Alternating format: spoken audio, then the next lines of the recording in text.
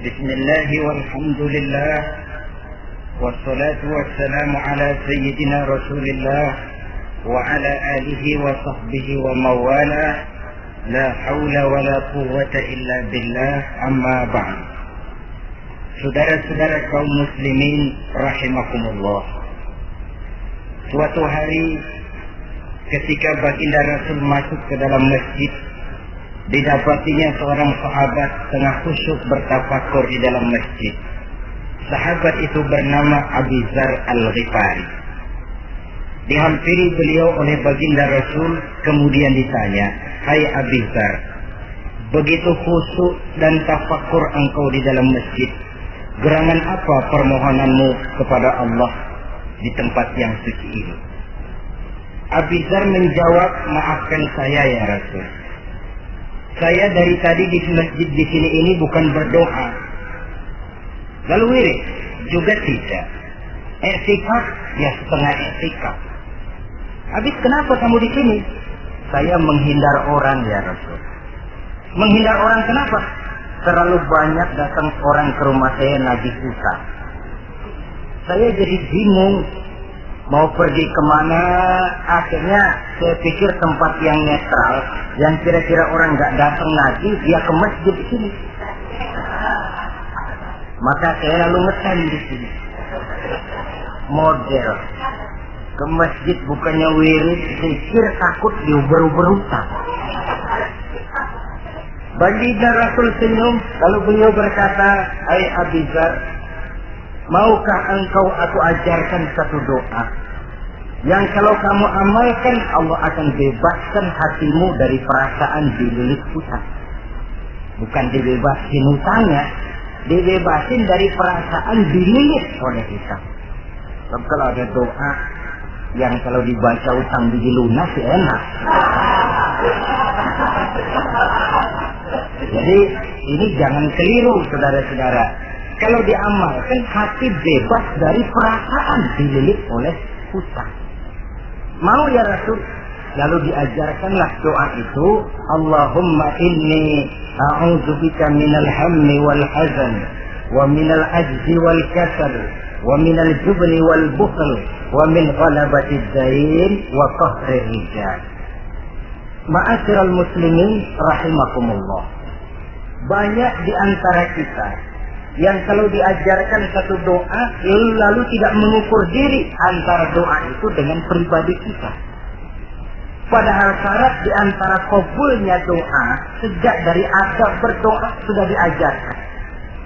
Berdoa itu yang baik, bersih tempatnya, bersih pakaiannya, menghadap ke arah kiblat, menengadahkan kedua belah tangan dengan khusyuk dan tawadhu, dengan serius dan penuh keyakinan bahwa doa akan dikabulkan oleh Allah. Sebab Allah dalam hadis qudsi menyatakan, "Ana 'inda dhanni 'abdi bi." Aku sih kata Allah bagaimana sangka hambaku kepadaku saja. Kalau dia sangka baik, aku baik. Kalau dia sangka tidak baik, aku juga tidak baik. Bagaimana sangka hambaku? Jadi kalau kita berdoa sementara hati kita dalam batin ngomong, jangan-jangan doa gua nggak diterima nih. Enggak. Kenapa? Hatinya sudah begitu. Innallaha la yaqbalu du'aan min qalbin ghafilin lahin. Allah tidak akan menerima doa dari hati yang lalai terhadap doa yang dibacanya itu. Nah, di antara yang terpenting menyesuaikan doa dengan keadaan pribadi. Jadi kalau kita kerja gajinya 1 bulan 1.000, ya wajarlah berdoa minta rezeki 1.500. Wajar namanya. Yang 1.000 sudah ada modal kerja kita, yang 500 kita minta doa kepada Allah. Saudara hadirin, begitu juga doa yang diajarkan oleh baginda Nabi kepada Abu Dzar. Ini hakikatnya mengajarkan kita manusia untuk menjauhi penyakit rohani. Doa ini mengajarkan 8 macam penyakit rohani yang menjadi dinding antara kita dengan Allah. Dan penyakit rohani ini lebih bahaya daripada penyakit jasmani. Kenapa? Penyakit rohani tidak menyebabkan orang masuk neraka. Nah, maaf. Penyakit jasmani tidak menyebabkan orang masuk neraka. Yang menyebabkan orang masuk neraka adalah penyakit rohani. Di akhirat itu nanti tidak ada penduduk neraka ditanya, Mas, sampean kenapa masuk neraka? Anu Pak, saya di dunia dulu korengan.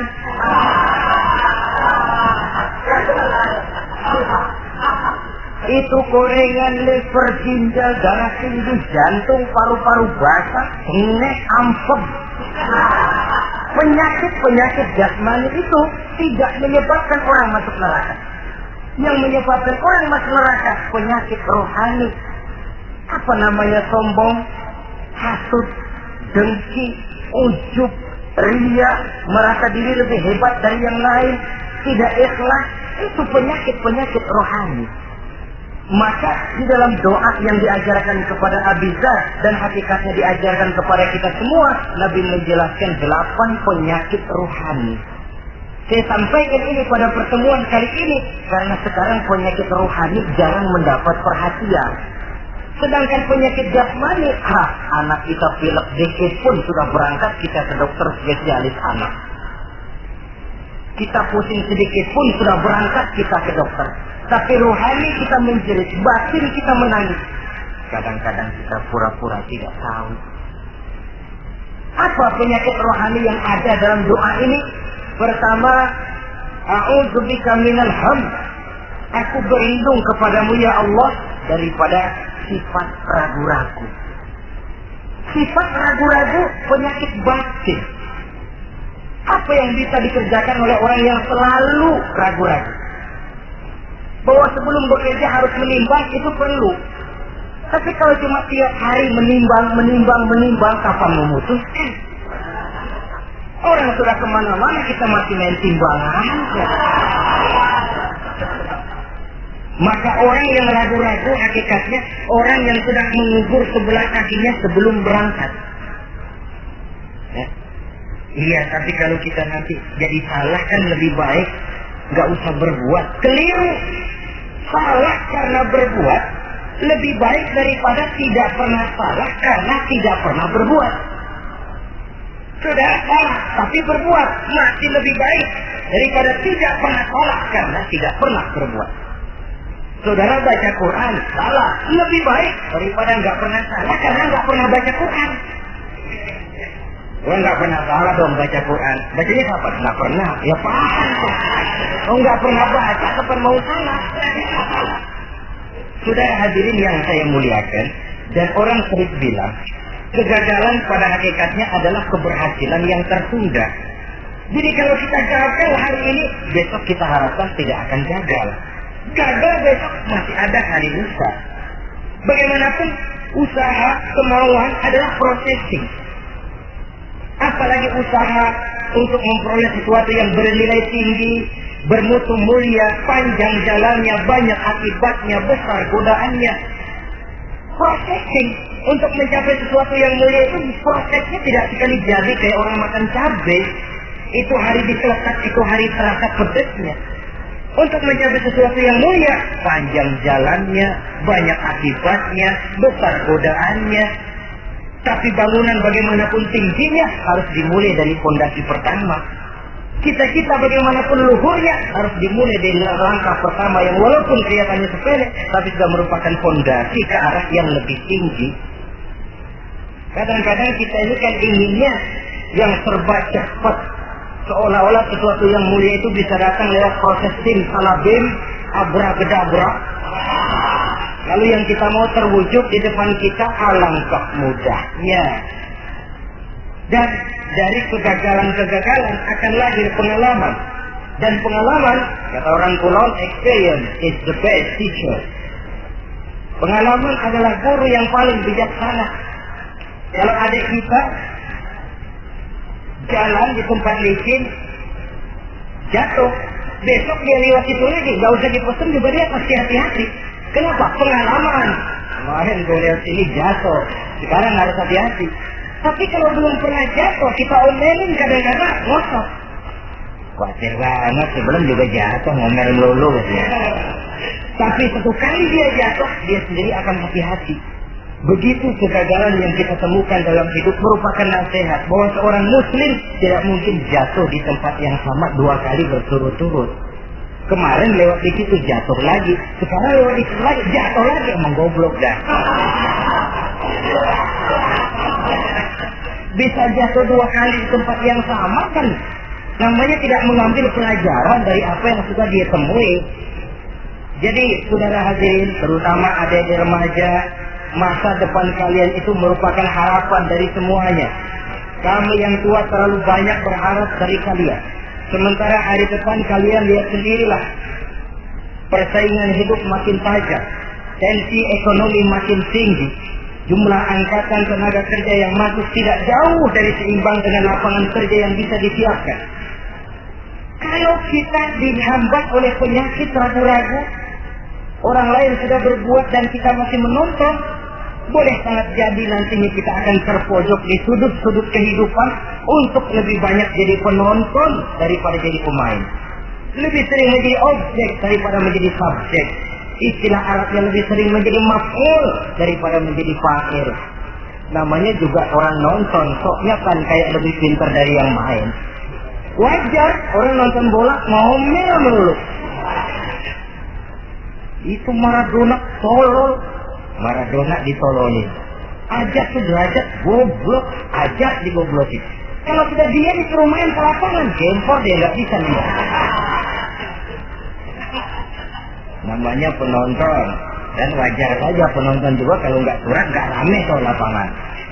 Saudara hadirin yang saya muliakan, maka keraguan-raguan akan jadi penyakit yang menghalangi orang pada saat dia harusnya sudah berbuat, dia malah berpangku tangan. Akhirnya dia akan jadi orang yang ketinggalan kereta. Sementara hidup tidak berjalan mundur ke belakang dan tidak juga berhenti. Tidak ada kata berhenti atau kata mundur dalam hidup.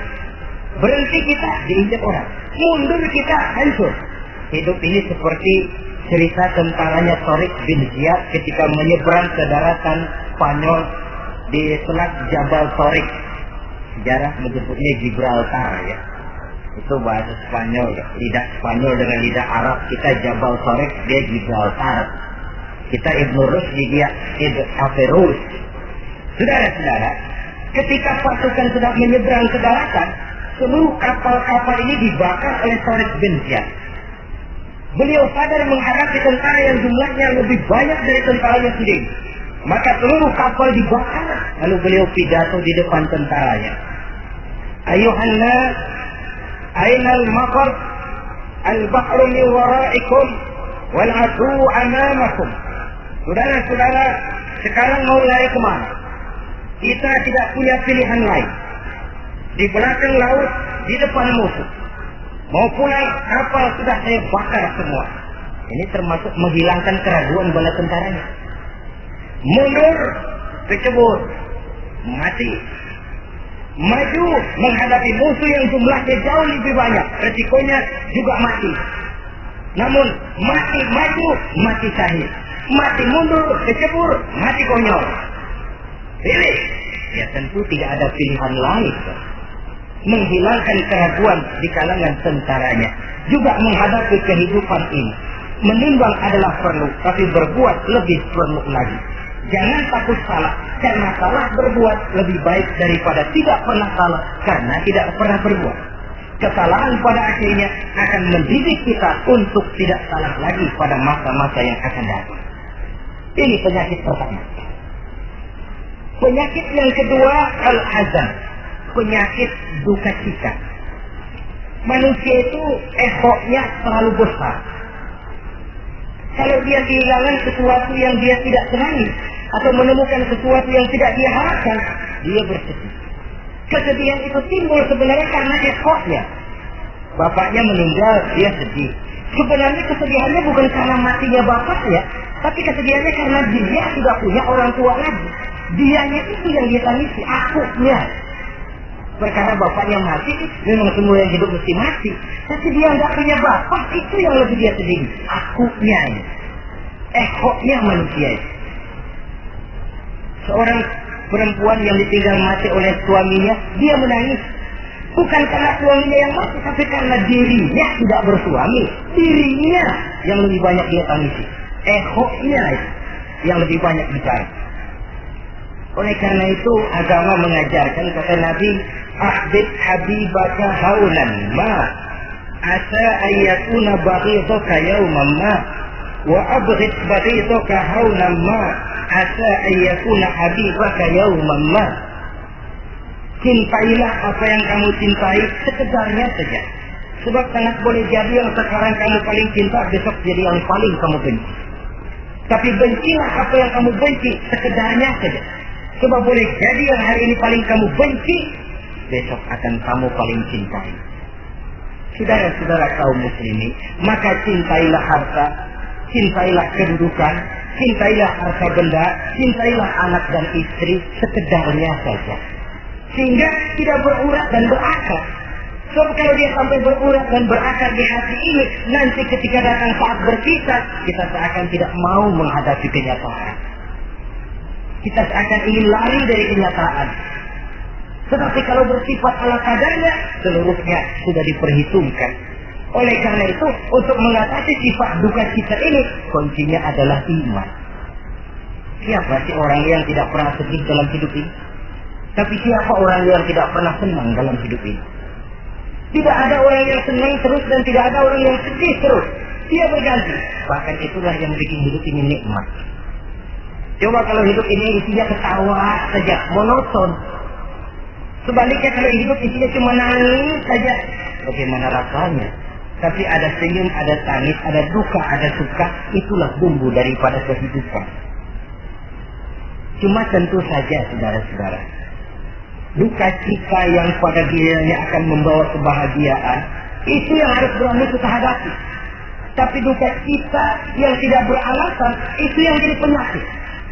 Kayak di takut miskin, itu kan tidak beralasan. Kita punya jabatan, takut merosot, takut pensiun, dengar mau ada mutasi, gerusak-gerusuk. Itu yang tidak beralasan. Duka cita sama jenis tidak beralasan. Karena tidak sadar bahwa pada awalnya itu pun tidak dia miliki. Kalau duka cita itu akan membawa kebahagiaan, tidak perlu kita takuti. Satu contoh. Kalau di depan saudara saya sodorkan 2 gelas, yang satu isinya jamu, yang satu sirup. Kira-kira saudara minum jamu apa sirup? Jamu apa sirup? Orang yang berpikir panjang saya yakin pasti minum jamu. Pahit memang, kecil memang waktu minum. Tapi besok badan sehat, tenaga kuat, gairah kerja ada, semangat hidup tumbuh. Ini orang Islam, orang yang berpikir jauh ke depan. Ke depan kemana? Dia tidak cuma mikir dunia. Dia mikir kubur, alam kubur. Dia mikir akhirat. Maka dia berani minum jamu. Apa jamu? Puasa, jamu. Pahit. Emang enak banget, buat. Setengah mati. Sembahyang, jamu. Pahit. Sedekah, jamu. Pahit. Sekarang. Tapi besok kita pulang ke alam kubur. Ya Allah, nikmat alam kubur. Untung kemarin waktu di dunia minum jamu. Waktu di dunia sembahyang, kuburan terasa nikmat. Waktu di dunia sedekah, kuburan dipakein AC.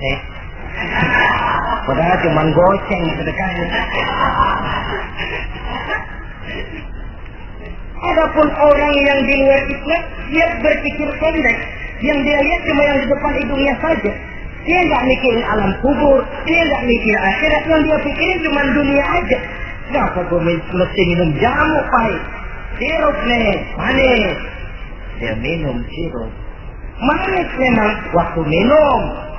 Tapi besok, bibir mancung, bengkak, sirawan, sariawan itu.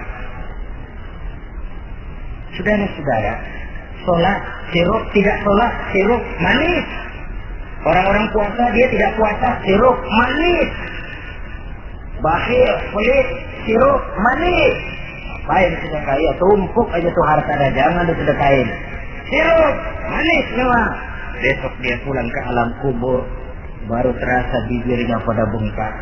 Baru timbul, wah nyesel banget minum sirup kemarin. Jadi saya katakan kuncinya adalah iman. Berangkat dari surah Ali Imran ayat 139. Allah berpesan, wala tahinu wala tahzanu wa antumul a'launa in kuntum mu'minin. Kamu tidak perlu gundah gulana. Kamu tidak perlu duka cita dan sedih hati. Kamu sesungguhnya adalah tinggi jikalau kamu benar-benar beriman. Jadi dengan iman, duka cita yang tidak beralasan tidak perlu ada. Karena sifat duka cita yang tidak beralasan merupakan penyakit rohani yang menjadi penghambat agar orang tidak memperoleh kemajuan apapun dalam kehidupannya. 2. Penyakit rohani yang ketiga, saudara-saudara, al-ajz, penyakit lemah. Nabi menyatakan, al-mu'minul qawiyyu ahabbu ilallahi minal mu'minid dha'if. Orang mukmin yang kuat lebih dicintai Allah daripada orang mukmin yang lemah. Sifat lemah tidak disukai oleh agama dan merupakan penyakit batin. Bukan lemah lembut, lemah. Lemah apa? Nah, segala lemah. Lemah ekonomi. Agama mengajarkan kadal fakru ayyakuna kufran. Kemiskinan bisa membawa orang kepada kekufuran. Apalagi lemah pendidikan, dalam arti terbelakang, ketinggalan oleh orang-orang lain. Dan yang paling celaka, lemah iman. Saudara-saudara hadirin yang saya muliakan, imannya lemah. Tidak punya ghirah, tidak punya rasa cemburu terhadap agamanya. Kalau anak gadisnya diusik orang, marahnya 7 lapis langit. Kalau keluarganya diusik orang, bukan main. Ngundang orang lain, menyerbu. Itu orang yang coba-coba musik. Tapi agamanya dihina orang. Agamanya diinjak-injak orang. Sedikit pun dia tidak punya rasa cemburu. Sedikit pun tidak ada rasa sedih. Agama saya ini mau dibawa kemana? Islam ini mau dikubur kemana? Lemah iman semacam itu yang kita rasakan sekarang. Sekarang ini orang marah kalau hartanya diusik. Orang marah kalau anak istrinya diusik. Orang marah kalau temannya diganggu. Tapi giliran agamanya diganggu, agamanya diusik, agamanya dihina. Tenang saja, Pak. Tidak ada itu gairah. Tidak ada itu rasa cemburu terhadap agama. Kaum muslimin yang saya muliakan, lemah iman semacam ini yang sangat membahayakan untuk kelangsungan kehidupan beragama. Di zaman Khalifah Umar bin Abdul Aziz, dalam satu pertempuran melawan orang-orang kafir, tentaranya mengalami kekalahan. Karena kalah, banyak yang ditahan jadi tawanan orang kafir, termasuk 3 orang ofisir tingkat komandan dan beberapa puluh prajurit ditahan di negara kafir ini. Terhadap tahanan-tahanan Islam ini, Raja kafir musyawarah sama para menterinya, terutama Perdana Menteri. Tuan Perdana Menteri, kata Raja kafir, bagaimana? Ini tahanan-tahanan Islam yang enak kita apain? Ya terserah Tuan Raja. Kita bunuh saja supaya habis urusan. Ya terserah Tuan Raja. Tapi saya pikir-pikir, soal bunuh sih gampang. Cuma apa tidak lebih baik kalau mereka kita bujuk saja supaya ikut ke dalam agama kita, meninggalkan Islam agamanya, meninggalkan Khalifah Umar bin Abdul Aziz sebagai pemimpinnya. Itu namanya kita sudah berprinsip senjata makan tuan. Nanti kita pasang mereka untuk menghantam orang Islam sendiri. Pikir aja betul juga Perdana Menteri. Iya, bujuk aja mereka. Caranya bagaimana? Adili saja di pengadilan secara terbuka supaya jatuh mentalnya, dia mau keluar dari Islam, ikut ke dalam agama kita. Baik, diadili secara terbuka. Yang adilin langsung Raja kafir, dihadiri oleh banyak tentara-tentara kafir. Yang mula-mula diadilin 3 orang komandan ini. Ofisir pertama maju ke depan. Maju komandan pertama. Ofisir, saya Tuan Raja.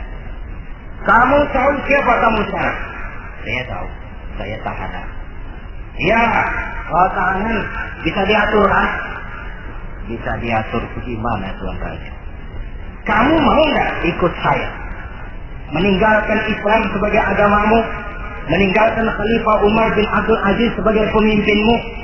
Kalau kamu mau optir, pindah agama saya, nanti kamu akan saya berikan kedudukan yang tinggi, gaji yang cukup, rumah cukup, istri cukup, kendaraan cukup.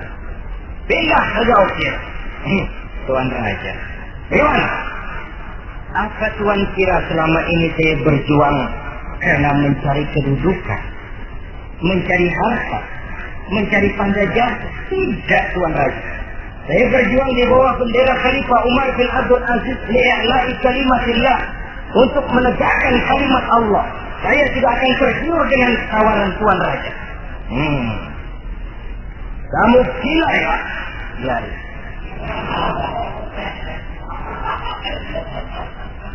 Kamu berani dari kemarin. Oke. Kalau kamu tetap dengan pendirian kamu akan saya bunuh. Silahkan Tuan Raja. Lebih baik nyawa terpisah dari badan, asal iman jangan berpisah dari hati. Gila ini. Biarin. Bunuh. Datang Al-Fujur, dipancung kepalanya, putus lehernya dengan badannya pisah. Jatuh kepala itu ngegelinting ke bawah, mutar kepala itu kayak orang tua sambil ngaji baca Quran. Tinggal kepalanya saja, bisa dengan badan naik sempat ngaji.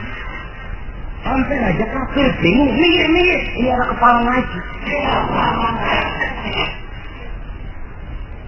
Ayatnya yang dia baca, ya ayyatuhan nafsul mutmainnah, irji'i ila rabbiki radiyatan mardiyah. Wahai jiwa yang tenang, kembalilah kamu menghadap Allah dengan ridho dan diridhoi. Engkau gugur sebagai syahid, tidak tergiur oleh bujukan harta, tahta dan kedudukan.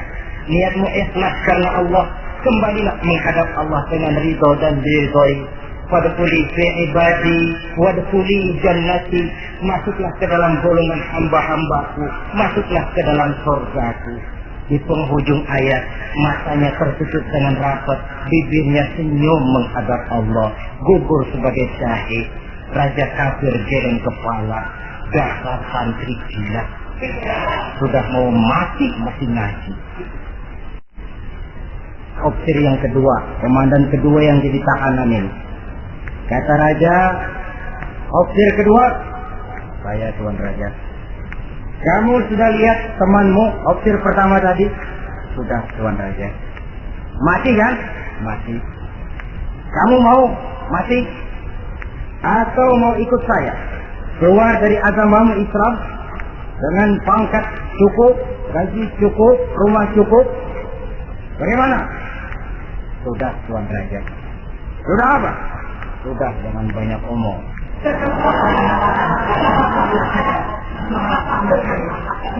Maksud kamu bagaimana? Saya sudah tidak sabar pengen nyusul teman saya yang barusan, Tuan Raja. Saya tidak sanggup bayangkan bagaimana dia disambut oleh para bidadari di surga, disambut oleh para malaikat dengan ramah tamah, menikmati kehidupan di alam yang penuh dengan keriduan. Oh Tuan Raja, sudah jangan banyak omong. Kalau mau potong saya. Kata Raja, ini gilaan lagi dari yang tadi.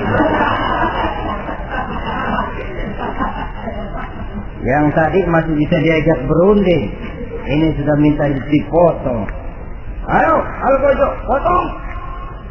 Dipotong lagi oleh Al-Gojo, putus lagi, berpisah kepala dengan badannya, jatuh ke bawah, masih mutar kepalanya kayak orang tua ngaji lah.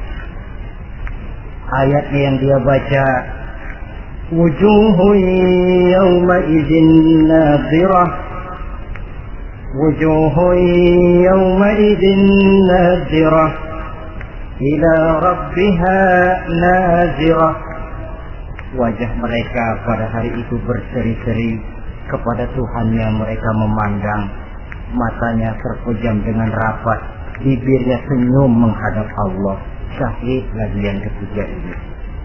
Nah, kata Raja, Sekarang komandan opsir yang ketiga, panggil. Opsir ketiga, saya Tuan Raja. Sudah dengar nasib dua orang temanmu? Sudah Tuan Raja. Mati? Mati. Kamu bagaimana? Saya mau ikut Tuan Raja. Jadi kamu mau ikut saya? Mau Tuan Raja, saya mau. Mau meninggalkan Islam sebagai agamamu? Mau Tuan Raja. Mengkhianati khalifahmu Umar bin Abdul Aziz? Iya Tuan Raja. Daripada hidup saya kan, daripada mati mendingan itu Tuan Raja. Daripada nggak punya apa-apa kan mendingan punya apa-apa. Baik, baik. Nanti saya musyawarah sama Perdana Menteri, kamu saya angkat jadi pejabat tinggi. Baik Tuan Raja. Akhirnya Raja musyawarah. Perdana Menteri, saya Tuan Raja. Ini opsir ketiga baik ini, mau ikut kita keluar dari Islam. Kita angkat jadi apa dia? Itu sih urusan Tuan soal angkat mengangkat. Cuman saya pikir-pikir kok aneh Tuan Raja. Aneh bagaimana? Ini opsir ketiga ini kok mau ya meninggalkan agamanya. Mau mengkhianati saudaranya sendiri. Saudaranya sebangsa, setanah air, seiman, sekeyakinan. Hanya karena ditawari oleh kedudukan mau dia khianati. Orang itu kalau sudah mau mengkhianati bangsanya sendiri Tuan Raja, apalagi bangsa lain. Sekarang ini dia sopan sama kita karena kepengen selamat. Nanti kalau ada kesempatan, bukan kita yang ditikam dari belakang. Senjata makan Tuan. Jadi menurut kamu bagaimana Perdana Menteri? Menurut saya opsir ketiga ini komandan bejat. Masa orang bejat jadi pejabat rusak rakyat? Mana orang dua yang mati itu orang bagus, punya prinsip, punya pendirian, nyawa taruhannya iman tidak goyah. Itu malah kalau bisa yang dua itu dihidupin lagi. Orang punya pendirian, ya hidupin bagaimana udah kadang mati? Gak bisa. Jadi yang ketiga ini gimana? Kalau menurut saya yang ketiga ini bunuh saja Tuan Raja. Ngapain miara orang bahaya? Bunuh saja. Bunuh. Iya nak, kalau begitu bunuh saja. Betul juga kamu. Sidang dibuka kembali. Opsir ketiga, gimana Tuan Raja? Saya diangkat jadi apa? Kamu gak diangkat. Gak diangkat bagaimana? Kamu opsir bejat. Kok bejat? Iya. Agamamu saja kamu mau tinggalkan. Saudaramu sebangsa setanah air mau kamu khianati. Apalagi kami yang orang lain bangsa dengan kamu. Kalau ada kesempatan kami akan kamu tikam dari belakang. Jadi gimana? Kamu dibunuh. Bunuh. Tuan Raja. Bunuh. Iyalah bunuh. Tapi saya mau Islam lagi Tadinya saya mau keluar dari Islam, saya pikir dapat kedudukan tinggi. Kalau dibunuh juga, iyalah bunuh. Tapi saya tak Islam lagi. Terserah mau Islam mau tidak, pokoknya bunuh. Iya, saya mau Islam lagi. Cepat. Iya. Kalau mengucap 2 kalimat syahadat mau Islam lagi, macet lidah. Ayo cepat. Iya Pak. Asyhadu tidak bisa mengucap syahadat. Ayo cepat. Iya Pak. Asyhadu tidak bisa. Sampai boloknya al-kujuk keburu sampai ke lehernya. Putus leher itu, pisah kepala dengan badan. Jatuh kepalanya ke bawah. Dia bekas orang Islam, masih bisa ngaji juga. Cuman ayat yang dibacanya lain kalau yang dibaca dua temannya tadi. Ayat yang dia baca begini. Afaman haqqat alaihi kalimatul azab afa anta tunjizu man finnar. Orang yang sudah memang akan mendapat vonis azab di neraka, bisakah kamu menyelamatkan mereka dari azab yang sangat pedih? Bertahun-tahun dia berjuang untuk Islam di bawah kepemimpinan Umar bin Abdul Aziz dengan niat li'la'i kalimatillah. Tapi di akhir perjuangannya dia tergoda oleh harta dan kedudukan. Dia keluar dari Islam dan dikala itu ajal datang merenggut nyawa, dia mendapat su'ul khatimah, matinya ke dalam neraka. Na'udzubillah min dzalik. Ini termasuk lemah iman, saudara-saudara. Dan itu penyakit yang bahaya. Biar lemah ekonomi, biar lemah pendidikan, kalau iman kuat, insya Allah masih ketolong. Tapi biar ekonomi kuat, pendidikan kuat, iman lemah, malah yang kuat tadi akan menghancurkan nilai iman yang lemah itu tadi. Disinilah mabda'nya, berlindung kita kepada Allah dari lemah hati, lemah iman, lemah akidah. Baik, penyakit rohani yang ketiga, wa a'udzubika minal kasal. Aku berlindung kepadamu ya Allah daripada sifat penyakit malas. Malas adalah penyakit batin.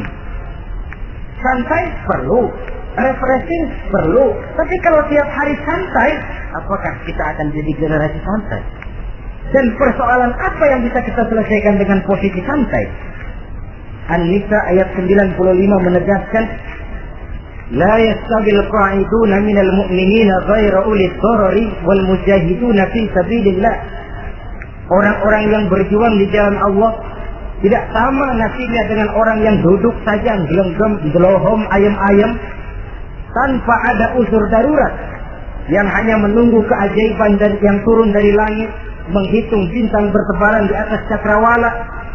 Tidak akan sama orang yang berjuang di jalan Allah dengan yang duduk gelohom, ayam-ayam, gelenggam, menikmati apa yang ada tanpa berpikir meningkatkannya ke arah yang lebih baik. Ma'asyiral muslimin rahimakumullah. Malas berusaha, malas beribadah adalah penyakit rohani yang ditiupkan oleh iblis ke dalam diri sanubari kita. Makin tinggi nilai iman, makin berat bisikan kemalasan itu.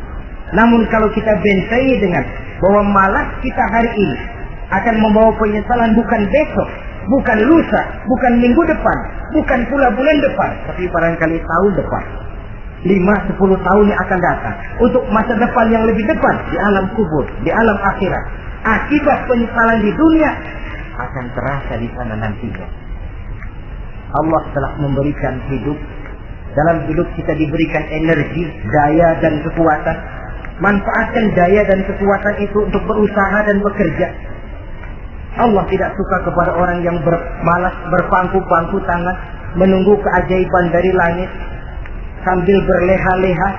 Allah suka kepada orang yang bekerja keras, karena seluruh rasul bekerja keras, seluruh para nabi bekerja keras. Saudara-saudara, hanya istana yang ditegakkan dalam khayalan saja yang bisa dijangkau dengan bermalas dan bersantai-santai. Tapi istana dalam wujud kenyataan hanya bisa dicapai dengan kerja keras dan semangat menghadapi kehidupan. Yang kelima, wa a'udzubika minal jubn. Kami berlindung kepadamu ya Allah daripada sifat takut. Saudara-saudara, setiap orang terlahir membawa fitrah. Fitrah itu juga berita berupa sifat. Tiap orang punya sifat takut, tiap orang punya sifat berani. Lingkungan, pendidikan, pergaulan menumbuhkan mana yang lebih subur. Kalau takutnya lebih subur, dia akan jadi penakut. Kalau beraninya lebih subur, dia akan jadi pemberani. Masalahnya sekarang kapan kita harus berani, kapan kita mesti takut, kan itu saja. Bahwa semua orang punya sifat berani, sebagaimana semua orang punya sifat takut, itu real. Tapi kapan kita harus berani, kapan kita harus takut? Agaknya surah An-Nisa ayat 77 cukup menjadi sindiran. Walamma kutiba alaihimul qitalu idza fariqum minhum yakhshawna an-nasa ka khashyatillahi aw asaddu khasyah. Manakala diwajibkan kepada mereka berjuang, maka sebagian daripada mereka takut kepada manusia seperti mereka takut kepada Allah, bahkan lebih takut kepada manusia daripada takut kepada Allah. Ini kan takut yang tidak beralasan. Tengoklah zaman sekarang, mereka yang menebarkan maksiat punya keberanian, mereka yang bergelimang di lumpur dosa punya keberanian, mereka yang melakukan penyelewengan dan menyesatkan manusia punya keberanian. Kenapa kita yang punya niat menegakkan kebenaran, membela yang hak, menjalankan sesuatu yang kita yakini sebagai benar, kadang-kadang dihantui oleh perasaan takut? Takut semacam ini yang jadi penyakit rohani. Mereka berani terang-terangan membuka judi. Mereka berani terang-terangan di tengah jalan umum membuka botol minum-minuman keras dan mabuk sempoyongan. Mereka berani terang-terangan di tempat ramai merampok dan menodong. Mereka berani korupsi, memakan uang yang bukan haknya. Mereka berani untuk sesuatu yang sesat dan menyesatkan. Kenapa kita tiba-tiba di hadapan sesuatu yang kita yakini benarnya kita jadi lemah, kita jadi takut, lebih takut kepada manusia daripada kepada Allah? Padahal terkena kita penjara manusia paling banter seumur hidup kita. Tapi penjara Allah, nerakanya Allah, azabnya Allah, bukankah sesuatu yang mestinya harus paling kita takuti? Oleh sebab itu terutama generasi muda, bangkitlah. Tegakkan yang ma'ruf, hancurkan yang munkar sesuai dengan kemampuanmu. Dengan cara yang bijaksana tentunya. Tidak dengan cara yang frontal. Tapi yang saya maksud, kalau mereka yang berdiri di kubu kemunkaran punya keberanian. Kenapa? Kenapa kita yang berdiri di atas yang hak dan benar kadang ragu kalau kita tidak takut sama sekali? Saudara-saudara kaum muslimin rahimakumullah. Oleh karenanya kita takut, memang takut kalau harus melanggar perintah Allah. Kita harus berani pada saat kita merasa melaksanakan apa yang diperintahkan Allah. Berani terhadap melaksanakan perintahnya, takut kalau sampai melaksanakan larangannya. Jadi ada waktunya kita berani, ada waktunya kita takut. Dengan demikian, sifat penakut ini menjadi handicap, menjadi penghalang yang menghalangi kita daripada kemajuan dan kemajuan. Iya, Islam sih Islam, Pak.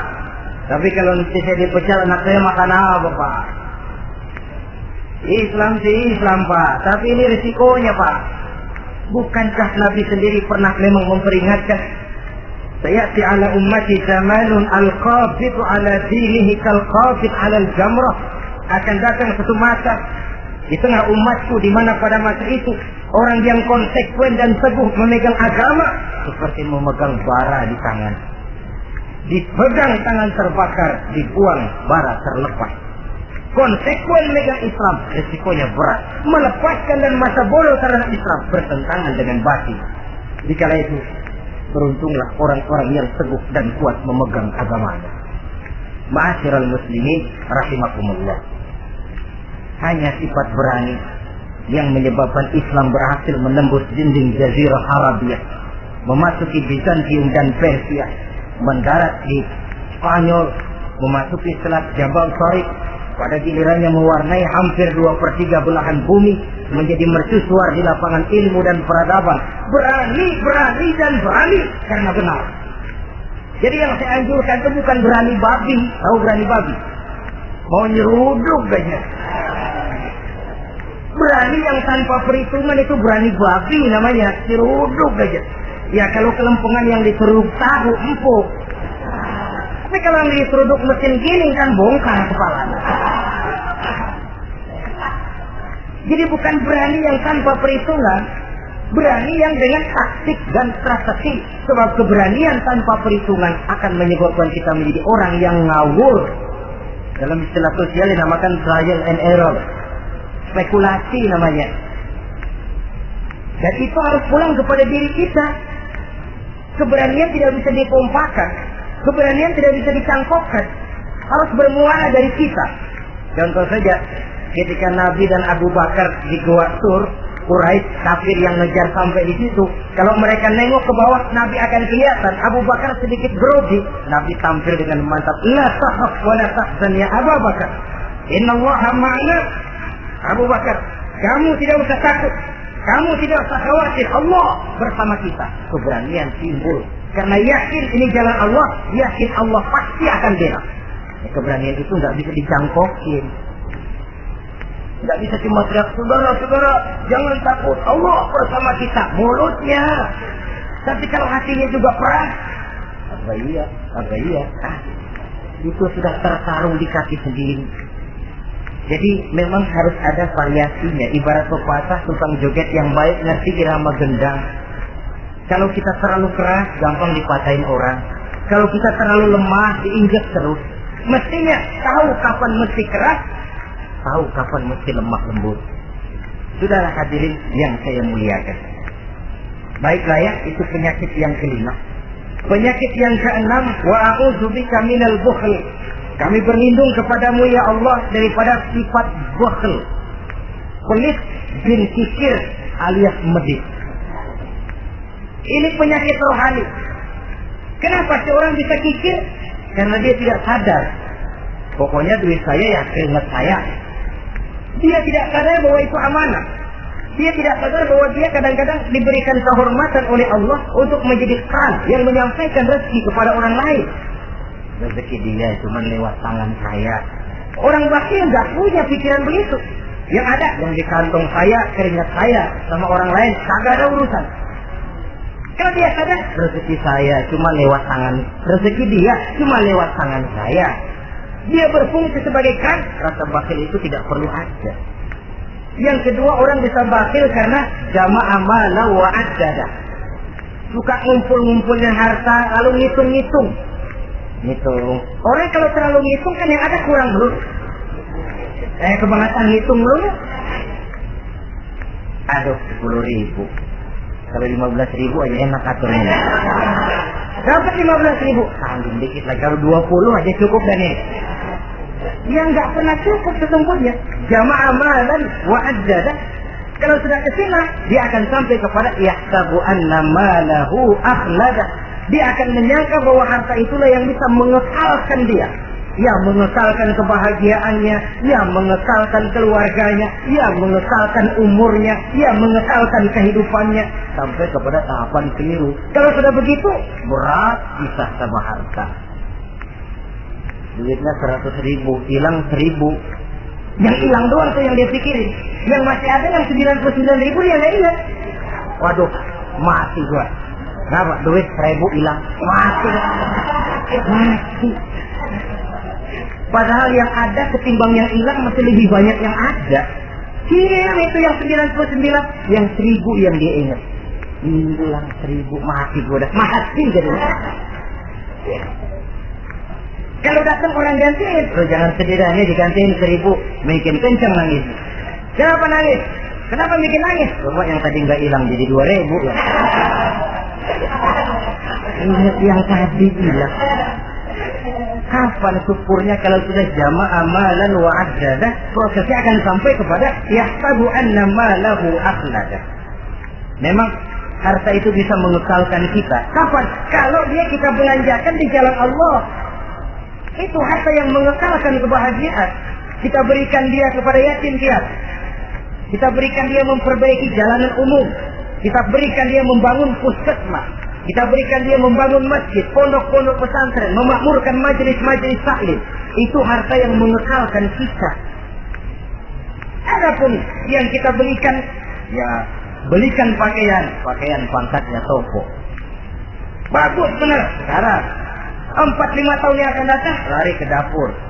Bukan dibersihin, ngebersihin. Makanan yang paling enaknya waktu di tenggorokan. Sudah masuk ke dalam perut, sudah tidak ada bedanya singkong dan sate. Malah besok pagi keluar bauan sate daripada singkong. Bedanya makanan cuma di kerongkongan saja. Saudara hadirin yang saya muliakan, jadi kalau sadarlah kita bahwa karunia yang datang itu memang amanah Allah, kenapa harus basi? Bahwa rezeki orang harus lewat tangan kita, kenapa harus mengelak? Tidak ada orang jatuh miskin karena dia dermawan. Tidak ada orang jadi susah karena banyak menolong orang. Karena mungkin keberkahannya yang penting. Dia menolong orang. Orang tidak bisa membalas, tapi Allah membukakan jalan lewat jalan lain yang tidak dia perkirakan sebelumnya. Ma'asyiral muslimin, apalagi kalau orang itu adalah orang yang dekat dengan kita. Maksud saya ibu bapak kita. Oh, itu balasannya paling kontak. Berbuat baik kepada ibu, berbuat baik kepada bapak. Ada rezeki sedikit, belikan makanan yang disenangi orang tua kita. Pak, ibu, alhamdulillah ada rezeki, ini makanan kesukaan bapak, ibu. Menurut kita sederhana, kekali Allah akan balas itu paling kontan lewat jalan yang tidak kita sangka-sangka. Ibu bapak, yatim piatu terutama juga. Saudara kaum muslimin rahimakumullah. Oleh karenanya, sekali lagi tidak ada orang jadi kaya karena dia kikir, pelit. Kenapa sih orang jadi miliuner? Oh, dia dari muda pelit banget. Tidak ada. Dan tidak ada orang jatuh bangkrut karena rajin sedekah. Kata Nabi, inna sadaqatal mar'il muslim tazidu fil umri wa tadfa'u mitata su'i. Sesungguhnya sedekahnya seorang muslim bisa menambah panjang umur dan menyelamatkan orang dari mati secara su'ul khatimah. Panjang umur bisa artinya jumlahnya tambah, bisa berarti walaupun orangnya sudah mati, namanya tetap hidup dikenang orang kebaikannya. Itu pun panjang umur namanya. Namanya tidak hancur walaupun jasadnya hancur masuk ke dalam tanah dimakan oleh cacing tanah. Namanya akan hidup terus, bahkan ditulis dengan tinta emas dalam sejarah. Bakhil, pelit adalah penyakit batin. Dokternya agama dan kemauan diri merubahnya dengan sadar bahwa karunia adalah amanah. Ini penyakit bakhil nggak bisa ke rumah sakit, ke rumah dokter medis. Dokter, saya punya penyakit pelit, bagaimana ngobatinya? Suntik. Tidak bisa. Suntiknya adalah agama, saudara-saudara. Yang ketujuh, wa min ghanabatid dain inti doa.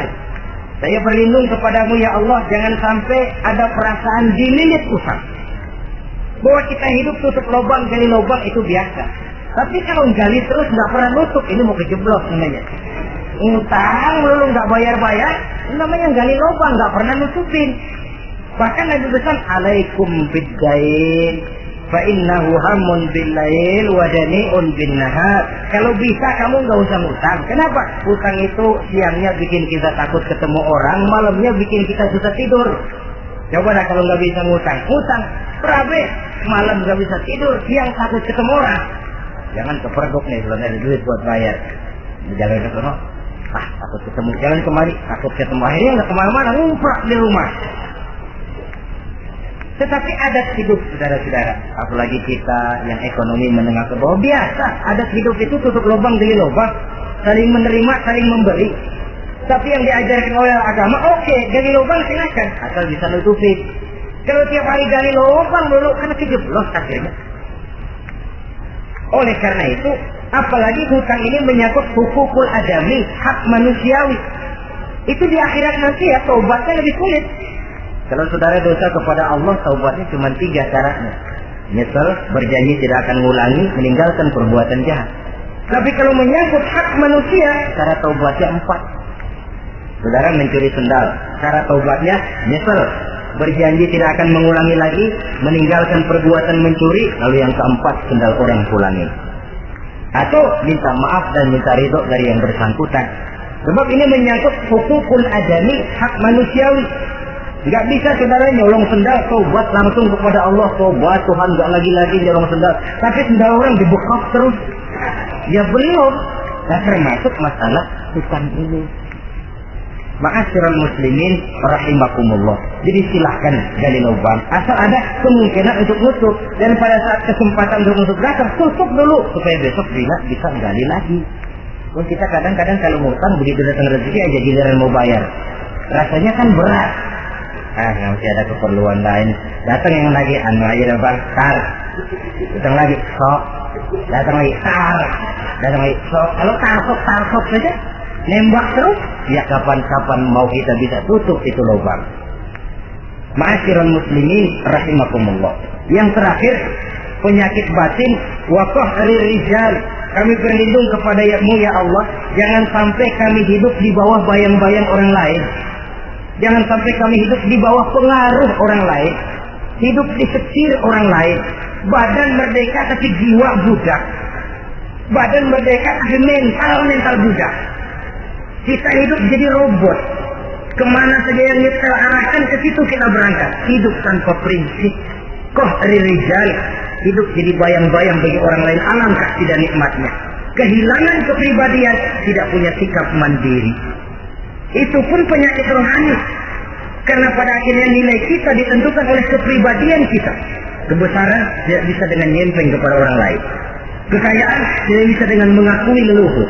Pribadi kita, sepanjang kita masih hidup di bawah bayang-bayang orang lain, sepanjang itu kita tidak akan pernah punya kepribadian. Dan bila kita tidak punya kepribadian, maka orang tidak akan pernah mencatat kita dalam kehidupan ini. Nah, inilah pertemuan kita yang singkat. Mudah-mudahan ada manfaatnya. Terima kasih dan mohon maaf. Wassalamualaikum warahmatullahi wabarakatuh.